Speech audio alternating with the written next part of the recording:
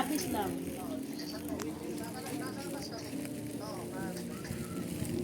Ano sasabihin? Ano daw sasabihin? Jelpot. Ano yun?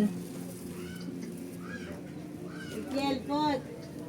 Nandito sa tindahan, sa Oh. tapat. Sasabihin niyan, mama, ang kasunod pa utang. Ano daw sasabihin mo? Ang sasabihin mo daw, Kel. Oh, oh, pautang. Hindi narinig. Ulit. Lakasa mo daw, hindi narinig ni Edong. Ulit. Oh, Tawagin mo Mama Tot. oh. Nalasing niya kagabi. Mama Tot. Ano, Kel?